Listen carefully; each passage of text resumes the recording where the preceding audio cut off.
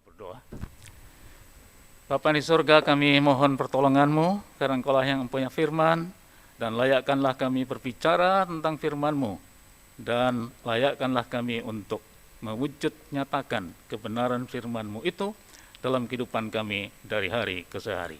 Terpujilah nama-Mu ya Tuhan, dalam nama Tuhan Yesus Kristus. Amin. Silakan duduk, Bapak sekalian.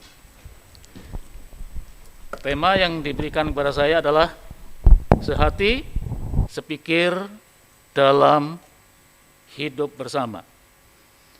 Mari kita membaca dan perhatikan Filipi pasal 2. Filipi pasal 2 ayat 1 sampai dengan 11. Tapi saya akan membacakan hanya ayat 9. Ayat 5. Filipi pasal 2 ayat 1 sampai 11, saya baca ayat 5. Hendaklah kamu dalam hidupmu bersama menaruh pikiran dan perasaan yang terdapat juga dalam Kristus Yesus. Saya tetap tertarik dengan rumusan UNESCO tentang belajar. Ya, di kelas berkali-kali saya ingatkan, apa sih kita ini belajar? Belajar learning to know, learning to do, learning to be. Tapi tidak cukup situ, itu hanya bersifat personal. Belajar supaya tahu, melakukan apa yang sudah kita tahu, dan apa yang sudah kita tahu itu menjadi bahagian integral dengan hidup kita. Itu masih bersifat personal. Tapi harus ditindaklanjuti dengan learning to live together. Belajar hidup bersama. Bagaimana bisa hidup bersama? Orang Belanda katakan 1000 kepala, rambut sama hitam, tentunya yang belum ubanan, 1000 pikiran. Lalu bagaimana kita menyatukan yang beragam, yang berbeda itu? Bukankah itu suatu kemustahilan manusiawi? Karena jika kita berbicara tentang tema kita ini, sehati, sepikir dalam kehidupan bersama, mungkinkah? Bagaimana mungkin sebagai manusia berdosa bisa memiliki pikiran dan perasaan dalam kebersamaan? Tetapi tadi belajar dari rumusan yang dibuat oleh satu lembaga PBB tadi, ya UNESCO, bahwa manusia itu sebetulnya pada hakikatnya ada karena dalam kebersamaan. Saya seringkali mengatakan bahwa personalitas kita, pribadi ini, karena ada yang bersama-sama dulu. Yang namanya ayah dan ibu kita. Kebersamaan itulah yang mengadakan personalitas. Dan pribadi ini harus hidup untuk mereka. Itulah sebetulnya hakikat manusia. Kita tidak mungkin hidup sendiri, maka istilah to be yourself itu harus dipikirkan ulang. Betulkah kita bisa jadi dengan diri sendiri? Mustahil. Tidak ada itu. Kita ada karena orang lain bersama-sama dalam keharmonisan, dalam cinta, dalam kasih, maka ada saya. Maka saya harus hidup untuk mereka, untuk sesama. Dan itulah Alkitabiah. Lalu bagaimana mungkin? Tetapi kalau kita menelusuri kembali ke belakang, bukankah manusia itu berasal dari yang sama? Dan manusia itu sebetulnya pada hakikatnya, sejak penciptaan adalah dalam kebersamaan. Ketika Adam sendiri tidak baik dilihat, maka Tuhan menghadirkan orang lain. Sehingga dalam penciptaan itu, kebersamaan dalam keharmonisan. Ketika mereka berjatuh dalam dosa, juga bersama-sama. Dosa kolektif antara Adam dan Hawa. Lalu Allah juga memulihkan kembali manusia berdosa itu dalam kebersamaan yang namanya koinonia. Jadi kebersamaan itu hakiki. Ketika kita lahir, karena ada orang lain yang melahirkan. Ketika kita mati, mana bisa kremasi sendiri. Datang ke krematorium, masuk ke dikremasi, mana mungkin. Ketika kita mati nanti, perlu digotong orang lain. Masa kalau menggali lubang sendiri, kemudian mati, tutup sendiri. Gendeng. Tidak ada itu ceritanya. Jadi kebersamaan itu adalah hakiki. Lalu bagaimana kebersamaan itu bisa harmonis? Itulah sebetulnya kuncinya. Maka kalau kita membaca Filipi 2 ayat 1 sampai 11, itu ada kunci di sana. Kuncinya adalah en Christo. Di dalam Kristus itulah dimungkinkan yang mustahil itu menjadi konkret, menjadi nyata. Maka di sana, di dalam Kristus itu, ya, tidak satu persatu bisa kita bahas, ya, di situ ada nasihat. Dan istilah yang menarik dari kata nasihat itu adalah paraklesis. Sehingga kita juga ingat, parakletos itu siapa? Nasihat itu selalu berkaitan, itu selalu bersenyawa dengan penghiburan. Bukan hanya menegur saja, bukan hanya menunjukkan saja, tapi juga ada hiburan. Orang yang dinasehati itu bukan sakit hati, tapi orang dinasehati itu pasti terhibur. Tidak hanya dituduh saja, tidak hanya dihukum saja, tapi juga dihibur. Karena nasihat itu ada paraklesis. Dan itulah yang dipakai oleh Paulus. Dan dalam Kristus ada penghiburan kasih. Dan itu diulang-ulang berkali-kali. Ya. Consolation of love. Ya. Penghiburan kasih. Paramotion agapes. Yang dipakai oleh Paulus. Ada persekutuan roh. Jadi, kalau kita memperhatikan di dalam Kristus itu ada nasihat, ada penghiburan, ada persekutuan roh, maka dalam kebersamaan itu pasti akan terwujud konkret kesepikiran, karena referensinya yang baku cuma satu, Kristus. Sepikiran, sehati dalam kebersamaan. Fellowship. Masing-masing menganggap sebagai teman, bukan musuh. Ada kasih mesra. Di dalam Kristus ada kasih mesra. Ada belas kasihan. Jadi, apakah kita hanya menunggu atau bahkan mungkin merasa bahwa orang lain harus mendekati saya dan saya hanya menunggu orang lain menyatukan hati dan pikiran kepada saya? Ataukah kita bertindak aktif? Lalu apa yang harus dibuat? Kalau saya membaca ayat 2 dan seterusnya, ayat 3a, ada kata yang penting di situ. Karena itu berarti apa yang harus dilakukan?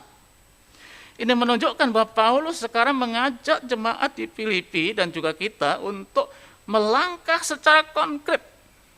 Bukan menunggu ya, di ruang tunggu sampai dipanggil. Tapi melangkah konkret, aktif. Dan itu sifat ilahi. Mendekat itulah sifat ilahi. Adam dan Hawa jatuh dalam dosa. Allah bukan pergi. Allah bukan transmigrasi. Tapi Allah mendekat. Mendekat itulah sifat ilahi. Ketika para murid ragu-ragu untuk melaksanakan mandat amat agung, Yesus mendekat. Kita lebih senang didekati daripada mendekati. Ya, tentu mendekati dalam maksud yang ilahi. Ya. Bukan mendekati hanya untuk menunjukkan rasa empati dan simpati yang isi hati, yang bertujuan untuk menyenangkan diri. Bukan. Tapi mendekat, itu penting. Jangan menjauh. Mendekat. Sebagai pemimpin, ya, saya belajar juga ketika saya menjadi pemimpin, saya butuh kamu, bukan hanya kamu butuh saya. Saya mengasihi kamu, bukan hanya kamu harus menghormati saya. Maka di kelas kan saya selalu berterima kasih kepada mahasiswa. Betul? Diam-diam. Saya berterima kasih karena kalian sudah masuk kelas saya. Sebab kalau kalian tidak masuk kelas saya ngomong sendiri, nanti saya dipanggil Ibu Esther. konseling dan dibawa ke Grogol.